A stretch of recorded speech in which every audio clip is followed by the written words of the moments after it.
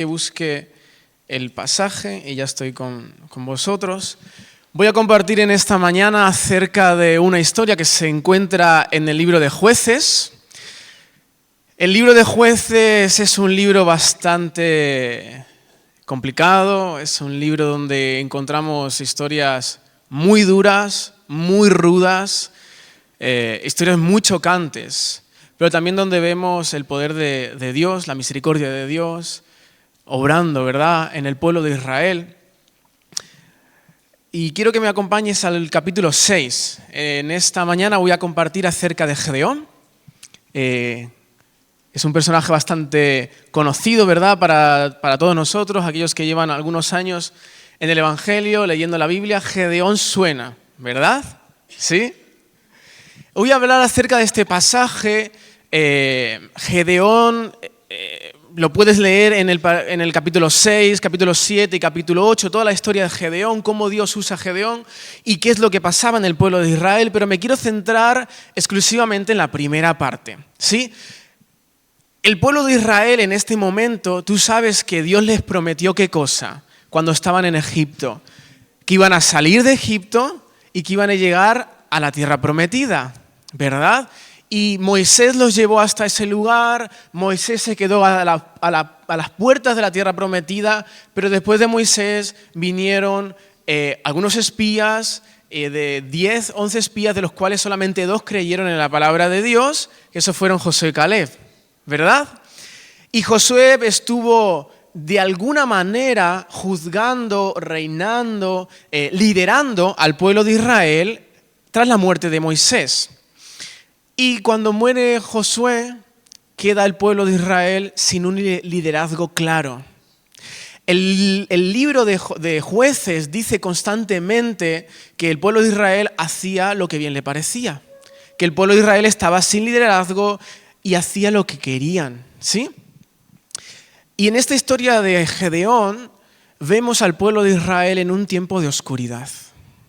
Vemos al pueblo de Israel en un tiempo de angustia. Dice la Biblia que los madianitas vinieron a Israel junto con los amalecitas, y la Biblia dice que algunos hijos del oriente, que seguramente eran pueblos nómadas que venían del oriente, y venían a atacar a Israel. ¿Y qué es lo que hacían?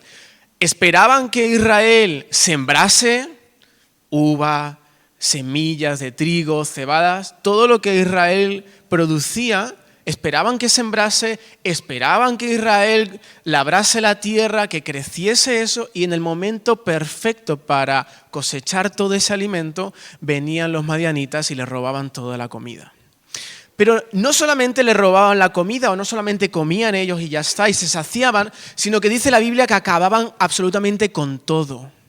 Es decir, robaban el trigo, robaban los animales, cuando ya habían comido, habían cogido sus reservas para aguantar una temporada, todo lo que sobraba, no decían, bueno, se lo dejamos a los israelitas.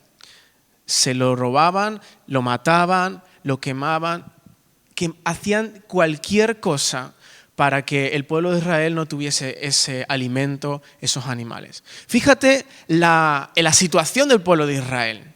Una situación de oscuridad total. Tanto era la opresión que este pueblo ejercía en el pueblo de Israel, que dice que los israelitas salieron huyendo de sus casas y se fueron a meter en cuevas. Que construyeron lugares secretos y ocultos dentro de cuevas y lugares fortificados porque tenían miedo de los madianitas. ¿Sí? Esta es la historia, así comienza la historia de Gedeón, con un pueblo temeroso, acobardado, oprimido, con pánico. Y la palabra que hoy te traigo para ti, le he puesto de título, de cobarde a libertador. ¿Sí? Si me lo puedes poner ahí, de cobarde a libertador. Y vamos a leer, quiero basarme en este pasaje, ¿vale? Te he contado esta especie de introducción para que tú veas cuál era la situación de Israel, ¿sí? Y dice en el versículo 11, si puedes acompañarme, Josué 6, 11, vamos a leer hasta el 16, unos pocos versículos. Dice, y vino el ángel de Jehová y se sentó debajo de la encina que está en Ofra, la cual era de Joás Abierecita, y su hijo Gedeón estaba sacudiendo el trigo en el lagar para esconderlo de los madianitas. Y el ángel de Jehová se le apareció y le dijo, Jehová está contigo, varón esforzado y valiente. Y Gedeón le respondió, Señor mío, si Jehová está con nosotros, ¿por qué nos ha sobrevenido todo esto? ¿Y dónde están todas sus maravillas que nuestros padres nos han contado, diciendo, ¿no nos sacó Jehová de Egipto? Y ahora Jehová nos ha desamparado y nos ha entregado en mano de los madianitas. Y mirándole Jehová le dijo, ve con esta tu fuerza y salvarás a Israel de la mano de los madianitas. ¿No te envío yo? Entonces le respondió, Señor mío, ¿con qué salvaré yo a Israel? He aquí que mi familia es pobre en Manasés y yo el menor de la casa de mi padre. Y Jehová le dijo, ciertamente yo estaré contigo. Ciertamente yo estaré contigo. Dice el capítulo 6 que el pueblo de Israel, al verse tan oprimido, tan atemorizado, tuvieron que huir de sus casas, escondidos en cuevas, escondidos en lugares dentro de las montañas, haciendo fortificaciones para que los madianitas no les atacasen a ellos. Ya es que les daba igual que les robasen la comida, les daba igual que les robasen los animales, les daba igual que matasen sus animales. Estaban intentando simplemente salvar su vida.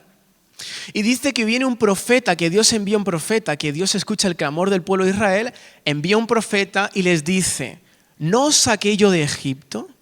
¿No os dije que os prometí llegar a la tierra prometida y que sacaría a todas las personas que estaban en ese lugar y os la daría a vosotros? ¿No os dije que no temieseis a los dioses de los amorreos? Dice el versículo 10, pero no escuchasteis mi voz. Y me parece curioso que tras el pueblo de Israel estar clamando a Dios, Dios les envía un profeta para decirles algunas cosas y decirle, pero no me escuchasteis.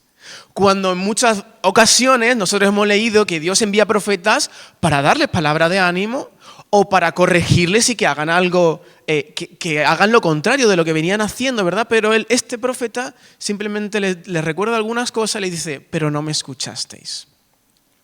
Y luego la historia se centra en Gedeón. Y quiero que veamos algunas cosas en Gedeón bastante importantes, bastante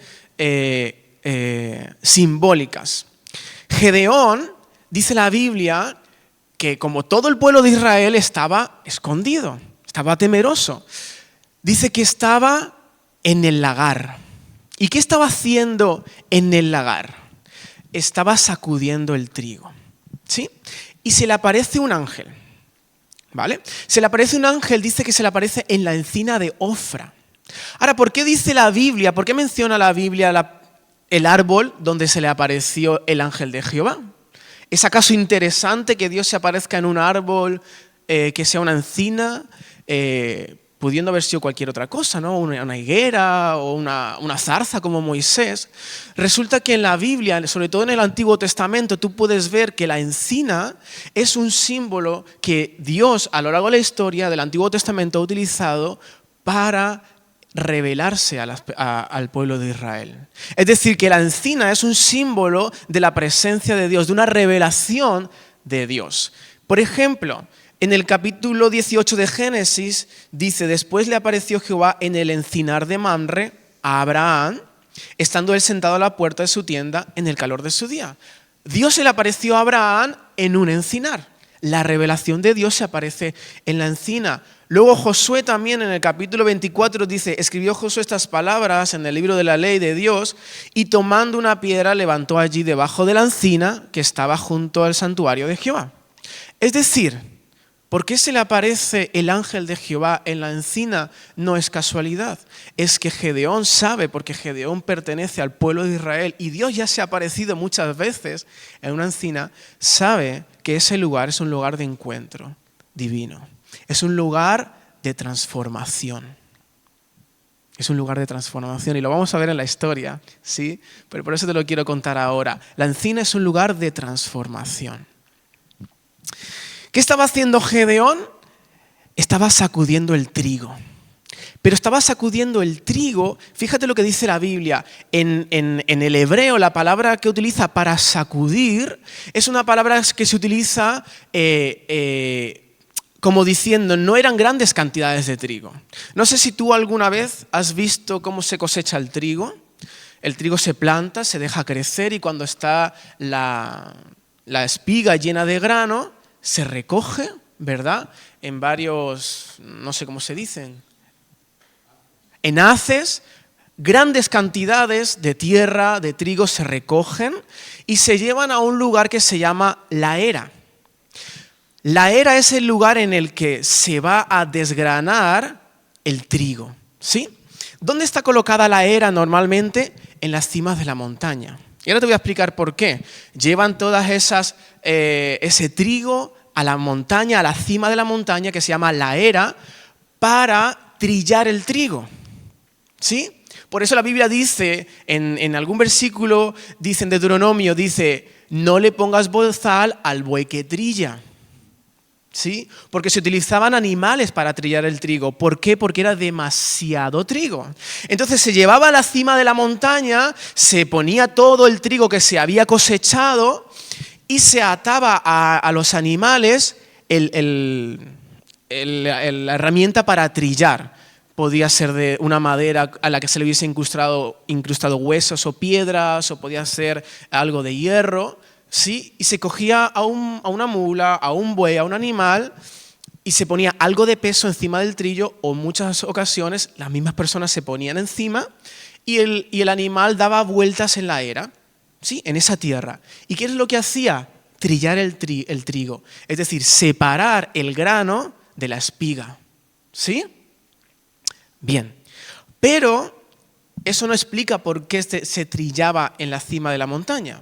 Después de que el trigo había sido trillado y ya se había separado, tú imagínate, está la paja y está el trigo, todo esparcido en ese lugar.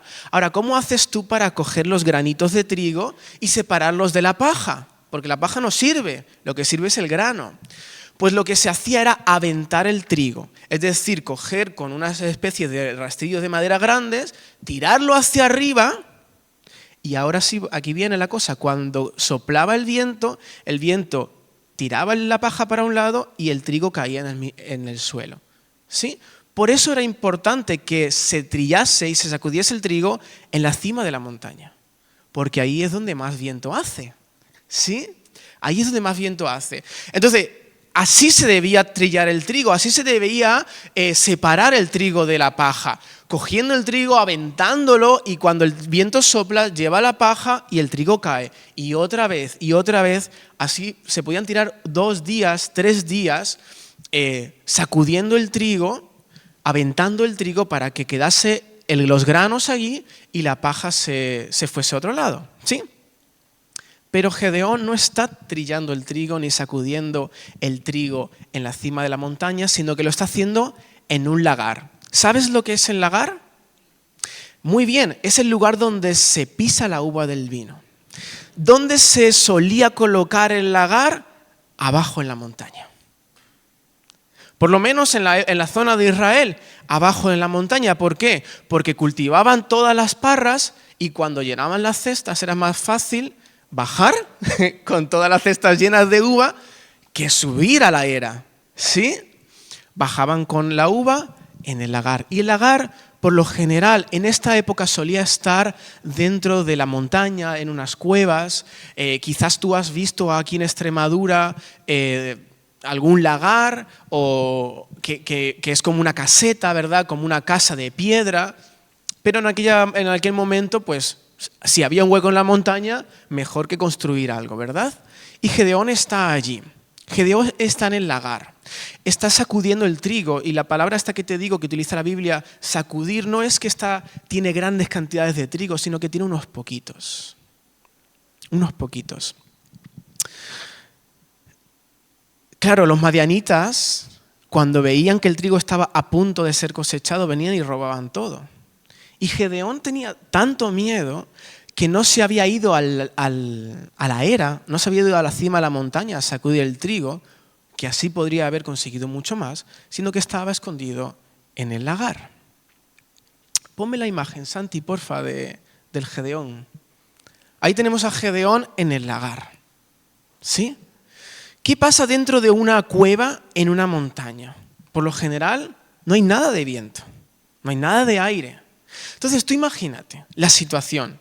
Gedeón, con esa cara de pánico que tenía, porque si los madianitas se enteraban que Gedeón estaba sacudiendo el trigo, aunque fuese poco, iban a ir a robarlo. Porque así eran los madianitas. Y Gedeón está allí con unos pocos granos, con unas pocas pajas, intentando separar el trigo de la paja. Ahora, yo te he contado que para la manera más fácil de separar el trigo de la paja es aventándolo y que el mismo viento separe la paja.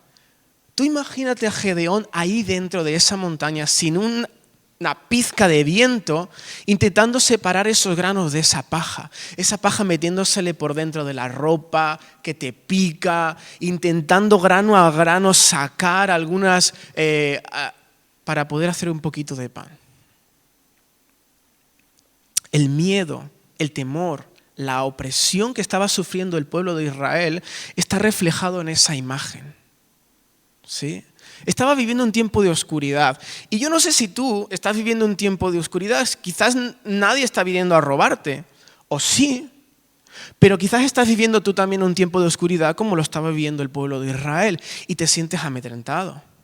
Te sientes con miedo. Sientes que tu vida está siendo oprimida. Y lo único que quieres es esconderte en ese lugar en el que nadie puede hacerte nada. Quieres esconderte en ese lugar, en esa cueva, para que nadie te haga daño, para que nadie te robe lo poco que te queda. El miedo, no sé si te ha pasado a ti alguna vez que has tenido que, no sé, los estudiantes les pasa mucho que tienen que presentar algún trabajo delante de la clase y se ponen a temblar de pánico. ¿Y qué es lo que suele pasar cuando tienes miedo? Que te bloqueas. Que se te olvidan las cosas. El miedo en nuestra mente produce que nosotros nos quedemos achantados, agazapados, bloqueados. Y el pueblo de Israel estaba sufriendo este tiempo de oscuridad. Y déjame decirte una cosa. El pueblo de Israel estaba sufriendo esto por dos motivos. Primero, porque Dios les había dicho, cuando les entregó la tierra prometida, que sacasen a todos los cananeos, jebuseos, a todo el pueblo que estaba en ese lugar, que los sacasen, porque Dios les había dado esa tierra. Pero si tú lees en Josué, te vas a dar cuenta, Josué capítulo 2, te vas a dar cuenta que la Biblia dice que no los sacaron, que quedaron algunas personas de esos pueblos. ¿Por qué Dios quería que eliminasen a todo ese pueblo? Porque era un pueblo idólatra, porque adoraban a otros dioses y porque Dios les había prometido esa tierra. ¿Y qué hace el pueblo de Israel? No los saca a todos, sino que fíjate lo que dice la Biblia. Dice que en un momento de la historia el pueblo de Israel, empieza a coger dinero, el pueblo de Israel coge fuerza y dice que en vez de echarlos, los subyugan y les hacen pagar tributo, como diciendo, bueno, que no se vayan, pero los tenemos controlados. ¿Sí? Y muchas veces nosotros hacemos eso. Dios nos pide, elimina esto de tu vida, porque está haciendo una mella en tu vida. Elimina este tipo de tentación, elimina este tipo de cosas que te llevan a pensar esto, elimina estas imágenes porque no sé qué, elimina estas amistades. ¿Sí? Pero nosotros nos creemos más inteligentes que Dios. Y en vez de eliminarlo por completo, decimos, bueno, ahora lo tengo controlado. Ahora soy yo el que dice sí o no. Ahora soy yo el que dice, no, yo tengo el control de todo esto. ¿Y qué ocurrió en el pueblo de Israel? Terminaron adorando a los dioses de los cananeos. Por eso Dios les dijo, no temáis a los dioses de los cananeos, ni de todo este pueblo. ¿Por qué dice no temáis? Porque en el momento en el que ellos tienen el control sobre tu vida, tú acabas haciendo lo que ellos hacían. Y en este caso el pueblo de Israel estaba adorando a otros dioses. Si seguimos leyendo la historia de Gedeón, dice que habían levantado dos altares, uno a Baal y otro a Aserá. O sea, fíjate si es importante eliminar lo que Dios te ha dicho que elimines y no creerte más inteligente que Dios. Dios sabe por qué lo dice. No es que Dios sea un Dios sin misericordia y diga, solamente me importáis vosotros, los demás, eliminadlo. No, es que les estaba enseñando que tienen que eliminar de su corazón todas aquellas cosas que los llevan a otro lugar. Y muchas veces nosotros estamos así como Gedeón, en ese lagar, muertos de miedo, bloqueados. Como decía Gedeón, es que yo soy el último de mis hermanos, mi familia es pobre. A veces estamos viviendo una temporada de oscuridad, no porque vengan a robarnos, no porque estemos pasando quizás una enfermedad. A veces vivimos un tiempo de oscuridad porque en nuestra mente se ha metido un pensamiento de que nosotros no valemos nada. Pero si yo soy un pobre que apenas tiene para pagar una habitación, si apenas tengo un par de horas para trabajar, sin tiempo de oscuridad de nuestra mente. Todo lo que te voy a compartir hoy tiene que ver con nuestra mente. ¿Sí? El miedo nos paraliza, nos lleva a escondernos, reduce nuestras capacidades. ¿Tenía Gedeón capacidades para trillar toneladas de trigo y sacudirlas? Sí las tenía. Sin embargo, está allí con unos poquitos espigas. No es porque no pudiese, es porque el miedo lo había paralizado. Porque creía que no podía salir de ese lugar, que tenía que estar escondido en ese lugar. El pánico, la vergüenza, la opresión, pero llega el momento de la liberación. Llega el momento en el que Dios escucha a Israel. Y fíjate, es curioso, porque Dios no se presenta a todo Israel para liberarlo. Te he dicho que viene un profeta y le dice, pero no me escuchasteis. Sino que se presenta a una persona, ¿sí? A un hombre, a Gedeón, en el encinar, en ese lugar divino de encuentro, en ese lugar de transformación. Se le presenta a Gedeón allí. ¿Y por qué se le presenta a Gedeón? Porque quería trabajar con él, quería transformarlo de un cobarde, porque Gedeón era muy cobarde, y si tú lees la historia de Gedeón, aún habiendo Dios hablado con él, seguía siendo cobarde. ¿Sí? Seguía siendo cobarde. Y Dios se le presenta a Gedeón porque quiere transformar una mente. Quiere transformar la mente de Gedeón. Quiere sacar a Gedeón de ese lugar. Y mira, Gedeón estaba escondido ahí en el lagar, intentando separar el grano, y Dios, el ángel de Jehová, se le presenta en el encinar. Ahora yo tengo una pregunta. ¿Hay alguna encina dentro de una cueva? No. ¿Se le podría haber presentado Dios en la cueva? Sí. Pero Dios se le presenta en la encina, fuera de la cueva. Y aquí comienza la transformación de Gedeón. Aquí comienza la transformación de Gedeón. Y quiero mencionarte 3 cosas que Dios hizo con Gedeón y que Dios quiere hacer con nosotros hoy.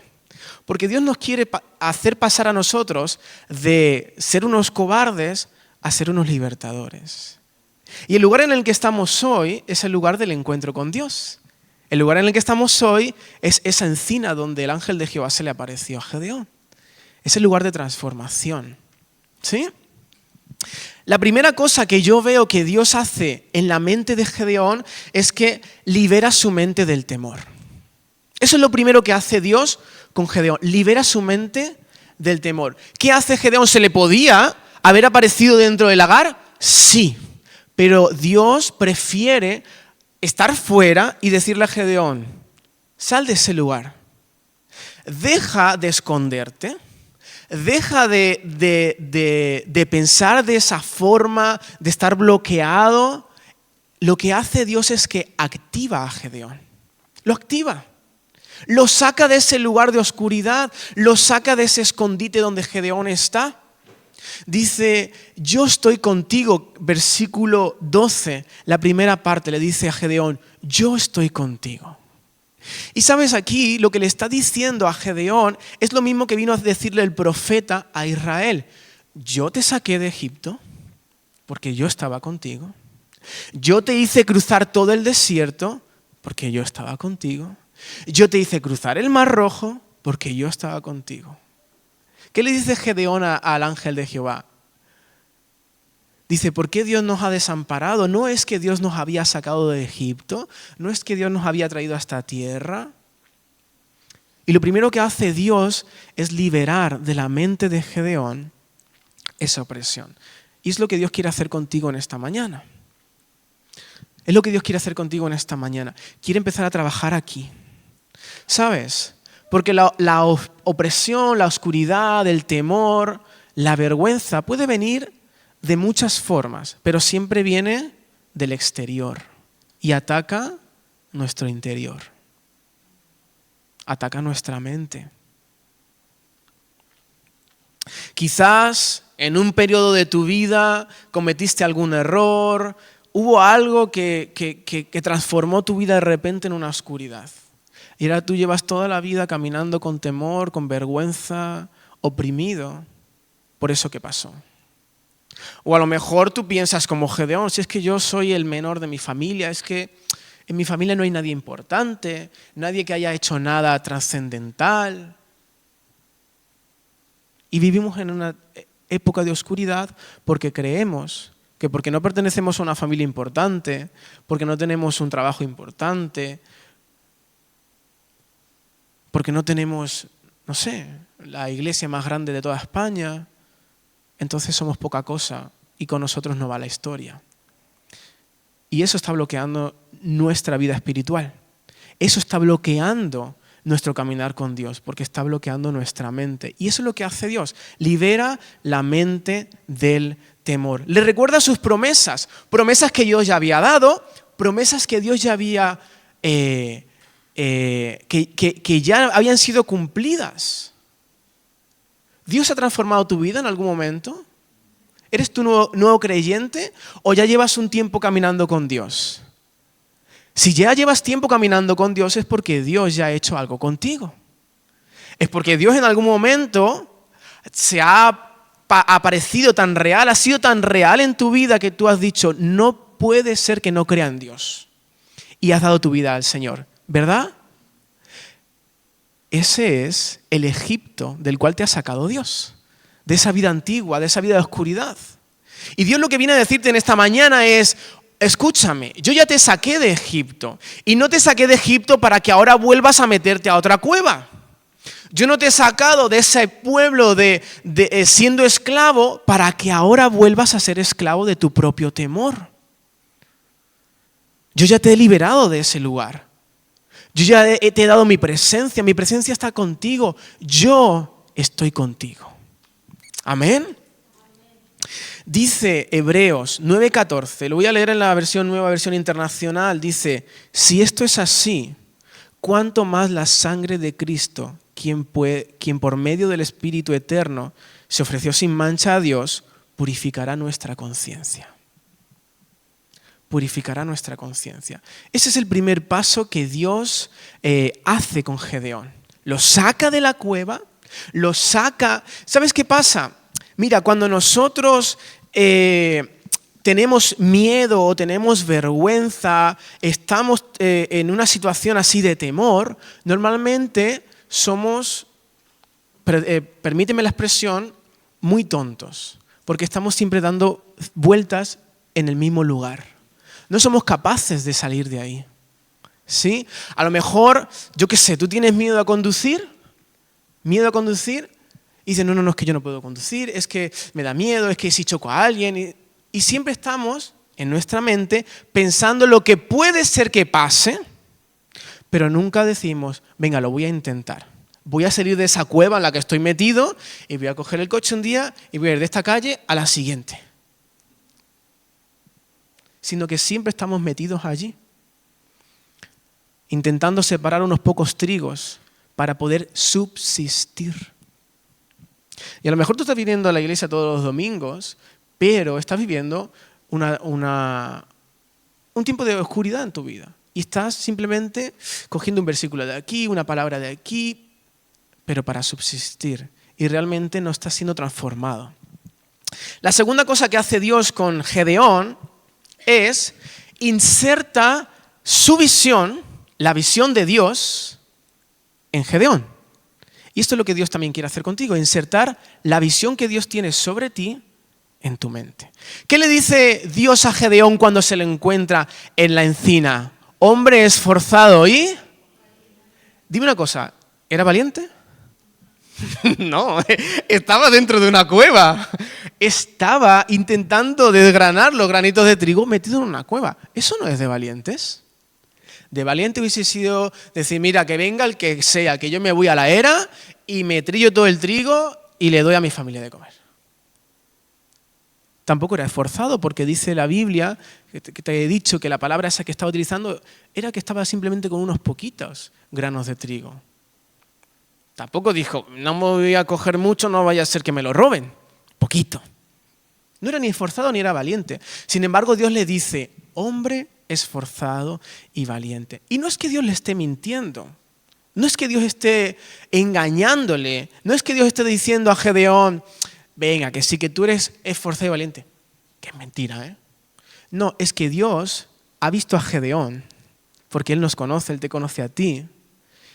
Y lo que está intentando hacer Dios es mostrarte cómo Dios te ve a ti, cómo Dios veía a Gedeón. Y Dios veía a Gedeón como un hombre esforzado y como un hombre valiente. Quizás no lo era en ese lugar, pero Dios lo veía así. ¿Sí? ¿Me sigues? Amén. Dios está llamando a lo que no es como si fuese. Dice Romanos 14, 4, 17. Dice que Dios llama a lo que no es como si fuese. Y Dios en esta mañana, permíteme que te diga, Dios quiere llamarte a ti, no como lo que tú eres ahora, sino como lo que Dios ha visto que tú eres. Porque Dios tiene un propósito con cada uno de nosotros, ¿sabes? Dios no fue y venga, liberó a todo el pueblo de Israel. Dios se fue a Gedeón, porque tiene un propósito con Gedeón. Y Dios tiene un propósito contigo en esta mañana. Y quiere liberarte, quiere desbloquear tu mente.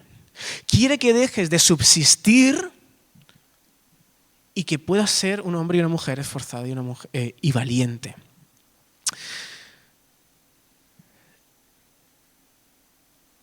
En Marcos vemos un pasaje en el que Dios llama a sus discípulos. Ya había muchas personas siguiendo a Jesús, Marcos capítulo 3, pero de repente Jesús los coge, se los lleva a la montaña y elige a 12. Ese pasaje se llama, en la Biblia tienes el título, dice Jesús escoge a sus apóstoles. ¿Sí? Y dice que escoge a 12 personas y los llama apóstoles y los encomienda y les dice que ellos vayan, sanen a todos los que están enfermos, echen fuera demonios y prediquen su palabra. Ahora, esto Jesús lo hace al principio de su ministerio. Al principio de su ministerio, ¿tú crees que esas 12 personas estaban preparadas para hacer lo que Jesús les estaba diciendo? Pero Jesús está insertando la visión que Él tiene de ellos en su mente. Desde el principio les está diciendo, vosotros habéis sido escogidos para predicar mi palabra, para sanar enfermos, para echar fuera demonios, para libertar a los cautivos. Y luego, después de 3 años, cuando en Pentecostés viene el Espíritu Santo y Pedro está predicando, se convierte en 3.000 personas. Y empieza la generación de la iglesia. Y empieza la iglesia a crecer, y Pablo viaja por toda Asia, por Europa. Entonces estaba cumpliendo lo que Jesús les dijo a ellos. Lo que en ese momento no era, así lo llamó Dios, como si fuese. ¿Sí? Yo no sé, pero Dios tiene algo para ti, no solamente en esta mañana, es para toda tu vida. Y te está llamando a hacer algo que tú ahora no te crees que puedes ser. Te está llamando a subir a la cima, a la era, y a trillar el trigo allí. Y no poquito, sino mucho. Y voy a acabar con esto. No sé si me puedes ayudar con algo de música, Santi. El último punto es, está contigo para liberar a otros. Está contigo para liberar a otros. Mira, Dios había escogido a Gedeón primero para liberar su mente de la opresión, del tiempo de oscuridad, del temor, de la vergüenza de ser el más pequeño de su familia. Dice que su tribu, Manasés, no era reconocida por nada. Nosotros conocemos la tribu de Judá, por supuesto, de ahí salió Jesús, de la tribu de Judá. Conocemos la tribu de los levitas, los que adoraban a Dios, los que servían en el templo. Pero la tribu de Manasés, ¿tú conoces que hayan hecho algo la tribu de Manasés? Nada. Aparte, Gedeón era el más pequeño, que tú sabes que en la cultura judía el mayor era el top. El pequeño no se llevaba nada. Y Gedeón era el pequeño. O sea, también había un sentimiento de infravalorarse. Gedeón se infravaloraba por su situación social, familiar. Y Dios quiere cambiar esto antes de hacer lo más importante, y es lo que te voy a decir ahora. Primero trabajó con Gedeón, liberó su mente, lo sacó del lagar, liberó su mente y le dijo: yo te veo así, te veo esforzado y te veo valiente, te veo capaz. Yo sé que tú puedes, yo lo veo, dice Dios, eres esforzado y valiente. ¿Sí? Y ahí ocurrió una transformación en la encina, en el encuentro divino. Ocurrió una transformación. Gedeón pasó de ser un cobarde, escondido, subsistiendo, a ser un hombre esforzado y un hombre valiente. Eso es lo que Dios quiere para ti en esta mañana. Eso es lo que Dios quiere para ti, que tú puedas ser un hombre y una mujer que salga de esa cueva, quiere liberarte en tu mente y quiere que tú creas en lo que Dios te ha llamado a ser. Y escúchame una cosa, esto no es un mensaje de humanista, de tú puedes con tus fuerzas, no. Pero Dios necesitaba cambiarle esa mentalidad a Gedeón. Si nosotros vivimos toda nuestra vida cristiana pensando y creyendo las mentiras de los madianitas, es decir, del enemigo, entonces seremos como ese pobre Gedeón intentando sacar granos escondido en una cueva, en el lagar donde no se trillaba el trigo. Estás perdiendo el tiempo creyendo que algo estás haciendo, pero es que lo que estás haciendo no es ni la mitad de lo que podrías hacer si tu mente fuese transformada. Si dejásemos de lado el miedo y el temor, si dejásemos de lado la vergüenza, si dejásemos de infravalorarnos por las circunstancias de nuestra vida. ¿Acaso Dios no tiene control de tu vida? ¿Acaso Dios no está contigo? Dios está contigo para liberar a otros. Una vez más, vamos a leer capítulo 6, versículo 14. Dice: y mirándole Jehová le dijo: ve con esta tu fuerza. Di conmigo, ve con esta tu fuerza. Ve con esta tu fuerza. Le dice a Gedeón: ve con tu fuerza. Ve con tu fuerza. Señor, entonces es porque Gedeón realmente era capaz. Es porque era fuerte. ¿No? Dice: ve con esta tu fuerza y salvarás a Israel de la mano de los madianitas. ¿No te envío yo? ¿Tú sabes cómo Gedeón salvó al pueblo de Israel? ¿Recuerdas la historia? 32.000 personas vinieron al encuentro con Gedeón, guerreros, para liberarlos de los madianitas. 32.000.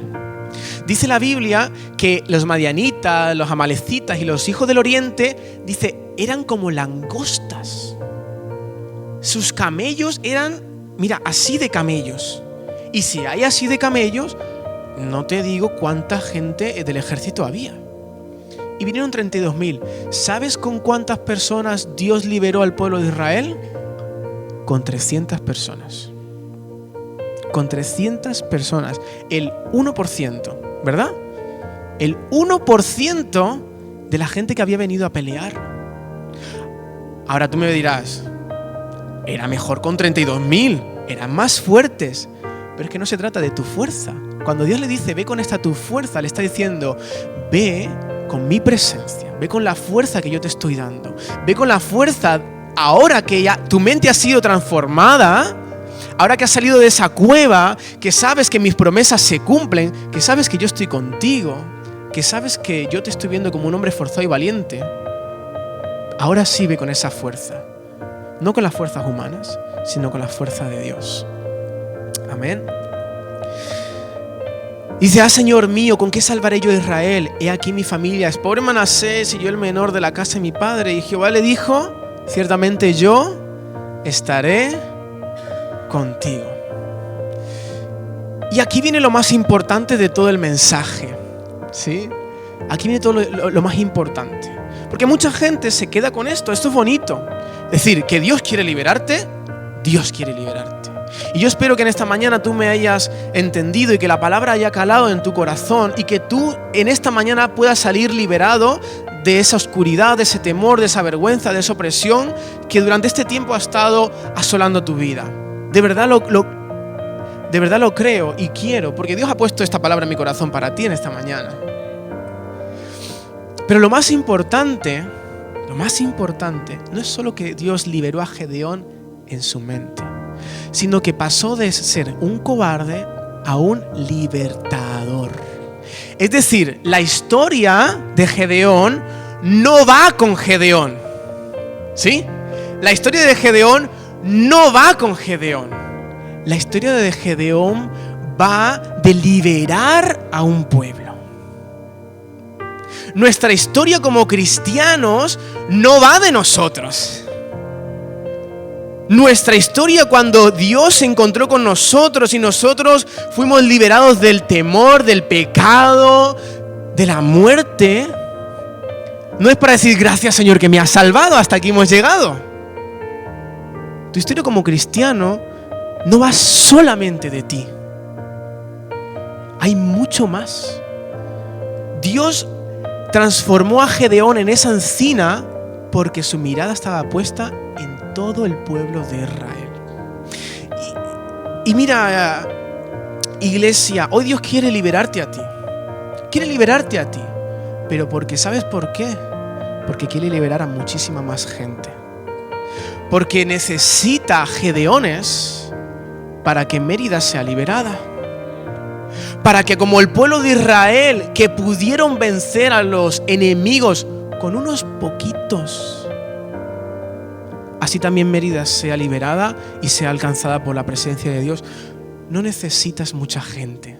Necesitas que tú seas transformado y que tu mente sea liberada. Dios puede hacer muchas cosas contigo. Lo pudo hacer con un hombre cobarde, con el menor de todos los hermanos, una familia que ni se la escuchaba por toda Israel. Pero de allí Dios sacó un libertador. Y hoy quiere sacar de aquí, de esta iglesia, libertadores para esta tierra de Mérida y de toda Extremadura. Y este es el verdadero mensaje que yo traía para ti. Dios quiere liberarte a ti, pero porque tiene un plan mayor. Por eso le dijo hombre forzado y valiente.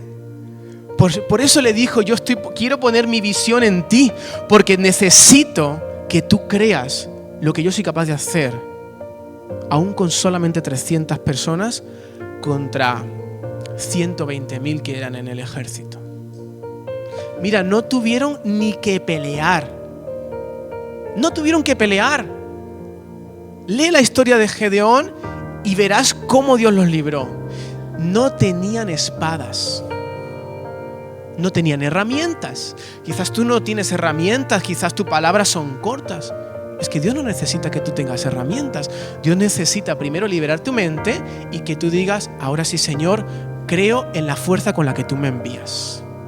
Si me das herramientas, gloria a Dios. Si no me la das, gloria a Dios, porque es que tú con nada puedes hacer mucho. Marcos 8, pónmelo Santi, porfa. Marcos 8. Dice, habían olvidado... Voy a esperar que Santi te lo ponga, ¿vale? Porque quiero concluir con esto. habían olvidado traer pan, los discípulos. 8:14. Habían olvidado los discípulos traer pan. Y no tenían sino un pan consigo en la barca. Y Jesús les mandó diciendo, mirad, guardaos de la levadura de los fariseos y de la levadura de Herodes. Y discutían entre sí los discípulos diciendo, es porque no trajimos pan que Jesús nos está diciendo esto. Y entendiéndolo Jesús les dijo, ¿qué discutís? Porque no tenéis pan. ¿Qué estáis hablando que no tenéis pan? ¿No entendéis ni comprendéis? ¿Aún tenéis endurecido vuestro corazón? Teniendo ojos no veis y teniendo oídos no oís. ¿Y no recordáis que partí los 5 panes entre 5,000? ¿Cuántas cestas llenamos aquel día? Y le dicen los discípulos, 12. ¿Y no recordáis qué pasó cuando teníamos solamente 7 panes? ¿Cuántas cestas llenamos aquel día? Y dicen los discípulos, 7 cestas. ¿Aún no entendéis que no se trata de lo que tenéis, sino que se trata de la fuerza que Dios ha puesto en vosotros? Mire, iglesia, Dios tiene un plan increíble. Llevamos años orando por Extremadura y yo personalmente creo que este tiempo, estos años que vienen, son años en los que Dios va a levantar Extremadura de una manera increíble. De verdad lo creo en mi corazón. Dios ha traído palabra a mi vida acerca de Extremadura. Y aunque parece ser que Extremadura está viviendo en una época de oscuridad espiritual, Dios está buscando gedeones, mujeres y hombres, para liberarlos en sus mentes de la vergüenza, del temor, de la opresión, y que toda Extremadura sea liberada por mano de unos pocos que ni se los había escuchado, por mano de unos pocos que ni se les esperaba que llegasen, pero que ahí están. La razón por la que Dios quiere liberarte hoy es porque quiere liberar a muchos a través de ti. Y el título que yo le he puesto a esta palabra, perdóname, pero va para ti. Dios en esta mañana quiere sacar cobardes de aquí para ser libertadores. Para ser libertadores. Es lo que hizo Jesús en sus 3 años trabajando con esas personas. Es lo que hizo. Les dijo al final de su temporada, por tanto, id, predicad el Evangelio, ¿verdad? A toda criatura, bautizándolos en el nombre del Padre, del Hijo, del Espíritu Santo, sanándolos, liberándolos a unos pocos que no tenían panes, pero que no los necesitaban. ¿Sí? Ponte de pie. Y si en esta mañana tú te sientes así como Gedeón, oprimido, angustiado, temeroso, Dios ha venido en esta mañana para liberar tu mente.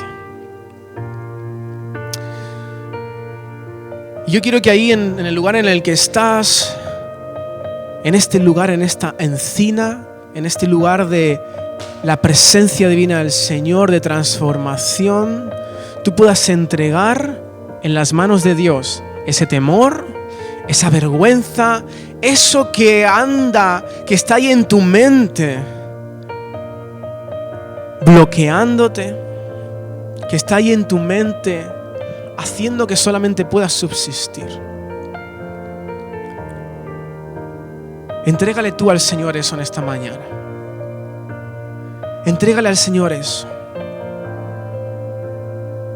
Y pídele al Señor, Señor, libera mi mente del temor. Libera mi mente, Señor, de la vergüenza. Libera mi mente, Señor, de pensar de mí menos. De infravalorarme, Señor. De creer que es por mis fuerzas, por lo que tengo o lo que no tengo. y cree en la palabra del Señor en esta mañana. La palabra de Dios ha sido dada para ti, para aquellos que creen que Dios los ve de esa forma. Y únete a los esforzados y valientes de Dios para que esta comunidad de Extremadura y que tu ciudad aquí en Mérida sea transformada y sea liberada. Si tú quieres en esta mañana ser como Gedeón, quieres vivir una transformación y pasar de ser un cobarde a ser un libertador, yo te pido que ahí donde estás puedas levantar tu mano y vamos a orar como iglesia todos juntos. Yo también quiero ser usado por Dios. Quiero ser usado como libertador, así como lo fue Gedeón. Y mira, Gedeón fue usado como libertador político y social, liberó al pueblo de Israel de la opresión política. Pero Jesús viene a liberarte no solamente de eso, sino también de la opresión espiritual. Señor Jesús, en esta mañana como iglesia oramos, Padre, porque hemos estado viviendo, Señor, en cuevas, atemorizados, Señor, creyendo que la cosa no va con nosotros, Padre, con miedo por no tener lo que otros tienen, con miedo, Señor, o con vergüenza porque no somos como son otros, porque no tenemos los recursos, Señor, porque somos pocos, porque creo de mí que no soy nada, Señor. Pero en esta mañana yo recibo tu palabra y te doy gracias, Señor, porque tú me ves de otra forma totalmente distinta, Señor. Y yo te pido, Señor, ayúdame a ser parte de la transformación de esta ciudad. A no vivir acobardado, a no vivir, Señor, atemorizado, a salir de ese lugar, de esa cueva, Señor, y enfrentarme al enemigo, porque no voy con mi fuerza, voy con tu presencia, voy con tu mano de poder, que es la que va a abrir las puertas, Señor. Es la que va a ayudarme, Señor, a que Mérida pueda ser transformada a través de tu palabra. No es por mi palabra, es por la palabra que tú has puesto en mí, es por el testimonio que tú has puesto en mí, es por cómo tú has transformado mi vida, Señor. En el nombre de Jesús, Señor, que hoy sea como ese encuentro divino en la presencia tuya, Señor, en esa encina. Y que hoy, Señor, esta iglesia, Señor, cada una de las personas que están aquí, Señor, salgan este año creyendo lo que tú tienes para ellos, Señor, siendo mujeres y hombres esforzados y valientes para liberar a muchos otros. En el nombre de Jesús.